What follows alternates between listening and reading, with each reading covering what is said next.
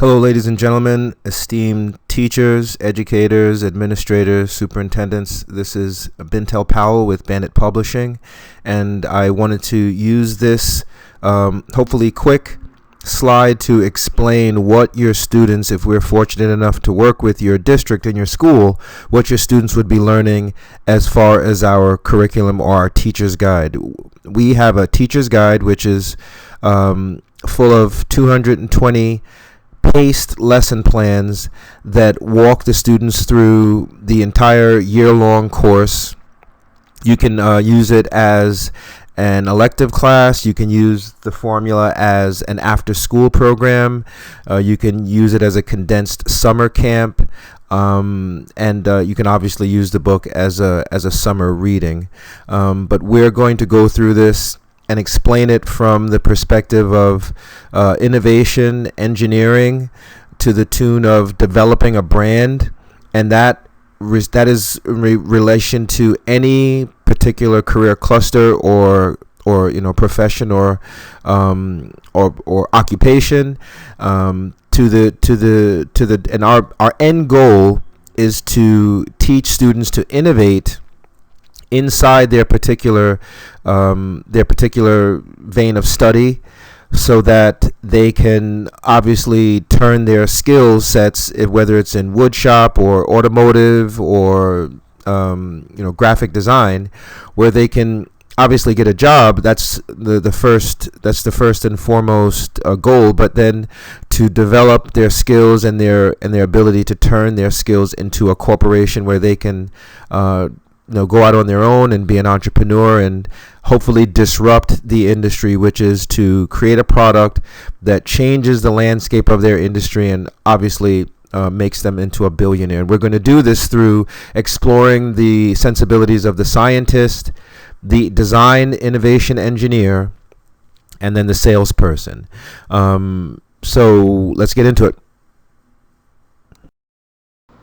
Now, all of the outcomes and skills that your students will walk away with when it comes to engineering and design and innovation and reverse engineering or storyboarding, marketing, storyboarding the evolution of a brand, marketing, whether it is creating a marketing campaign or designing a television commercial or designing a viral marketing campaign.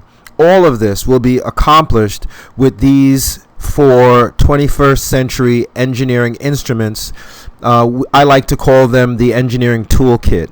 And all genres of engineering have flavors of these 4 instruments inside them. So what your students will walk away with, in addition to understanding engineering, design engineering as a genre, to the tune of creating a disruptive innovation and a unicorn company, they will also understand investment. And because when they bring their companies public and take it to the IPO stage, they will have to be able to argue why their product or their company as a mechanism has or deserves to have a specific valuation.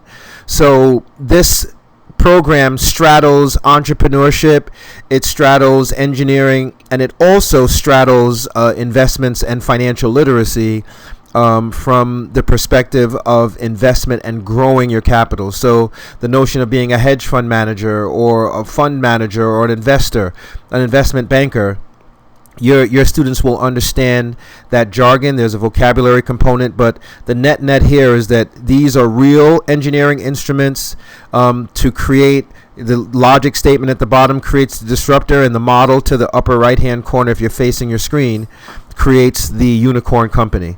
And so just so you ladies and gentlemen understand that this is not a piece of engineering. This is a bona fide engineering initiative, and the engagement component comes from the fact that we're telling the students that we're teaching them to engineer what we call a money machine. And that's essentially what a company is. It's a money machine. It has an input and the output is money. Okay, so the teacher's guide, as I said before, is broken down by lesson plan. Our curriculum, in our mind, a curriculum is no good unless you give the teachers exactly what they're going to be teaching in the class. So the first module is about formulas, business models, and risk. And our thesis is that the best way to protect yourself from risk, that risk is the enemy, and the best way to protect yourself from risk is to combine a formula and a business model when you are embarking on the notion of creating your own successful disruptive innovation or unicorn company. A unicorn company is a company that is doing $1 billion in revenue. So that's the first important, most important thing to understand, that because if we're going to get the kids to, we're fighting at-risk behavior, and if we want the kids to understand what risk is, we've got to explain it to them and how they can protect themselves from risk so that they can see other business models, other sales pitches being pitched at them on the television, and they can protect themselves. They understand what's happening around them. If doctors say that if you have cancer and you understand the symptoms of cancer, you have a 90% chance of beating it. So that's the first module, and there are about maybe 6 to 10 lesson plans in each module, and we're always updating these modules. Then module 2, we go into pain and value and money. And value is the cornerstone of everything. The engineers create the value, and the salespeople sell it. And it's going to be literally impossible to create, identify, and sell value if you have no idea what value is. So our thesis is that money is actually just a measured amount of value, and it all stems from pain. Value is a product's ability to cure pain for humanity. And then module 2.1, we go into human currency. Human currency is very important. Your students need to know what this is. Human currency in the corporate world at the highest ranks of the corporate infrastructure is known as passion, talent, and genius. And CEOs will say that wherever those three things are, money is soon to follow. So if your students can identify their passions, talents, and genius early in life and start developing them, the probability for their success in life is just going to rise exponentially.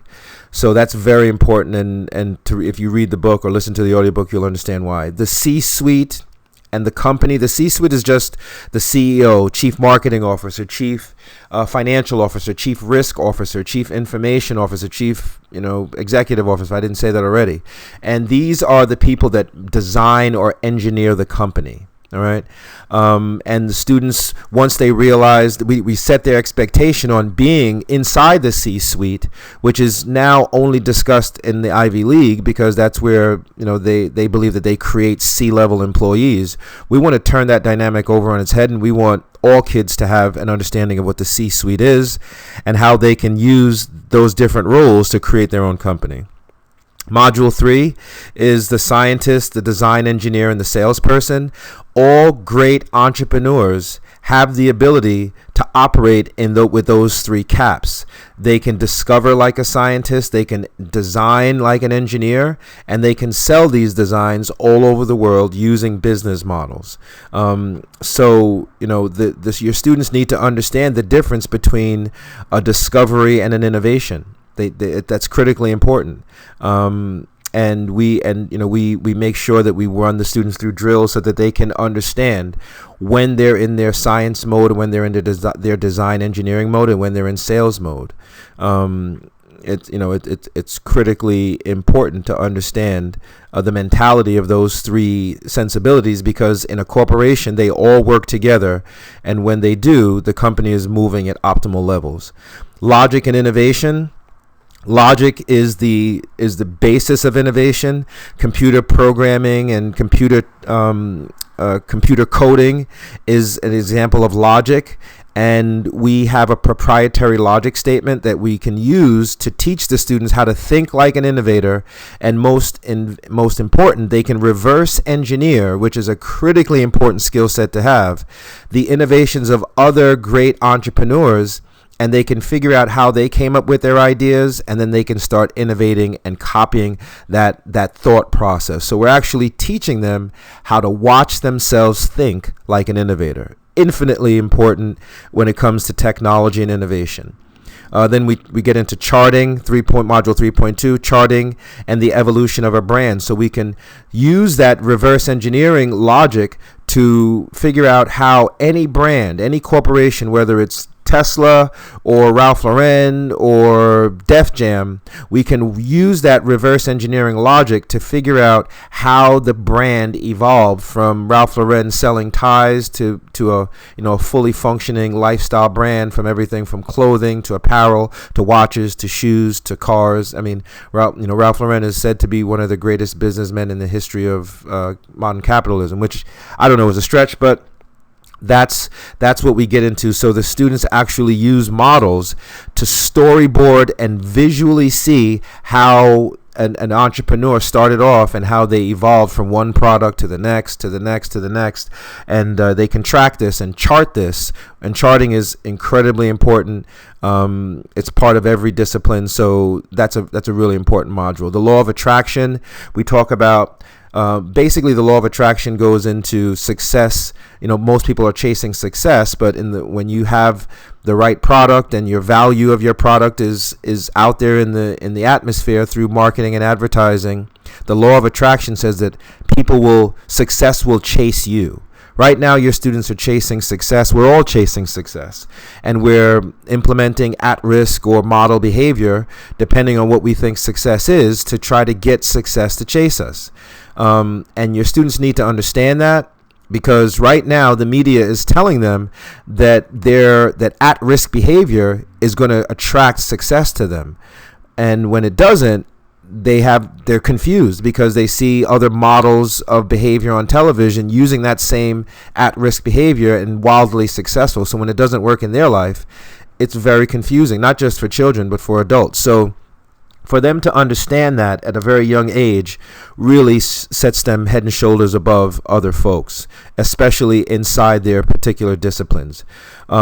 Business success and relationships, we go into the elements of the formula, and arguably, the oldest wisdom in business says that success in business is all about the right relationships, right? So that will give your students an understanding. There's chapters in the book that goes into different types of relationships. When the students start engineering their business models, they will understand the difference between a valuable relationship and an invaluable relationship, and how to attract those relationships to them using the principles of Module 4. The CEO's agenda. CEOs are all focused on about 3 things. And your students would understand what the CEO is focused on, why the CEO's agenda, those 3 agendas, help the CEO to make the company move faster, creating more capital. And the students would then see themselves as a business, as a CEO, and they would have the same agenda in their life. And then they would act accordingly. They would model themselves after a company. So basically, your students are going to see themselves as a corporation inside whatever area that they decide to go and study, whether it be poetry or the spoken word or engineering, technology. They're going to be applying engineering practices to turn themselves into a corporation. Primary versus secondary is just talking about the different types of products, and basically the theory here is that when all successful CEOs sell themselves and their product as a package deal. So when Ralph Lauren is selling clothes, he's selling himself and his shirts or his pants or his t-shirts or whatever. When Beyonce is selling her music, she's selling her image and her music as a package deal. Okay, so your students need to understand that. They need to be able to see that in marketing and advertising, and they will design their own TV commercials that are going to be reflective of that theory and that strategy.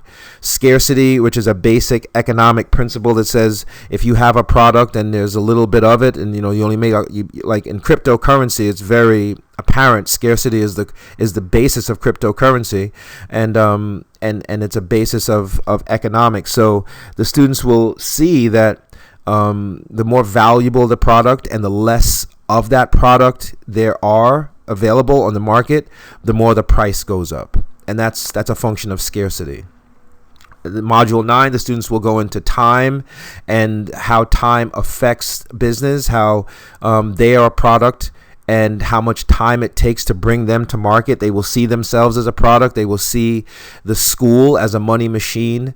This is the theory, is that all companies are made of two parts: the part that engineers the product and the part that sells it. So the teachers are engineering human products and students, and the guidance counselors are selling them to colleges and corporations that will hire them maybe right out of high school. So essentially the school is a money machine as well.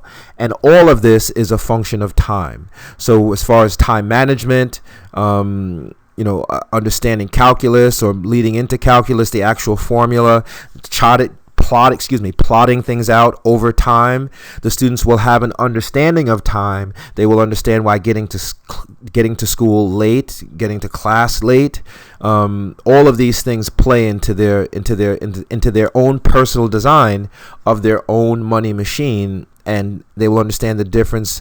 They will understand the correlation of managing time to risk, which is critically important. Change. We'll talk about change and the ability for great entrepreneurs and innovators to use changes to create more money, to create new products. How change will affect their money machine's ability to make money over time. So they'll watch that, and they'll be able to watch change happen over the charts that we'll teach them to create. We'll teach them about task completion and success, and how that plays into academics. And one of the lesson plans goes into the fact that the only value in school is that one of the most important, not the only, but the most important value of school when you go into an employer's office and ask for a job is that the employer knows that if you graduated on time and you can complete that task, difficult task of graduating, then you can complete a task in a job description in a company. And that if you drop out of school, what you're saying to your employer is that you cannot complete a task. And that is 50% of why employers hire people with college degrees, because they know that those people can endure all that pain and tough it out, stick it out, and complete the task on time. So the students will start to see dropping out of school or not finishing anything as extremely taboo. And then this all culminates in Module 12 and the students writing a fully blown business plan. All of these modules will then be stuffed into a business plan where the students will write it out and perform it and be able to chart it and plot it and put it in a PowerPoint presentation. They will all through all the disciplines they will have to walk through, and they'll do this writing of a business plan either individually or in a team, which will help them to develop all of those 21st century skills that are so sought after and have been proven to increase grade point averages and outcomes across the board. So all of this culminates into the writing of a fully blown packaged business plan.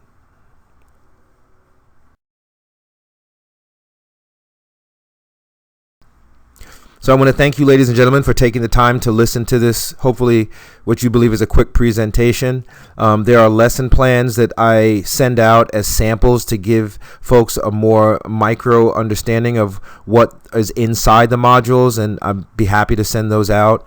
I'd be happy to talk with administrators and do a Zoom call to explain exactly how we translate this proprietary technology, how it translates to real design engineering and very innovation centric. The value of teaching students about disruptive innovations and unicorn companies, why entrepreneurship, this mixture of engineering and entrepreneurship is a I don't want to say deadly, but a very effective combination. Very deadly combination as far as engaging students, whether at risk or model students, honor roll students, and how we've been pioneering this genre for the last 15 years. I really want to thank you, ladies and gentlemen, for listening to this. If you have any questions, please feel free to give me a call. Bintel Powell, founder and CEO of Bandit Publishing, 516-902-9837. We look forward to working with your school soon.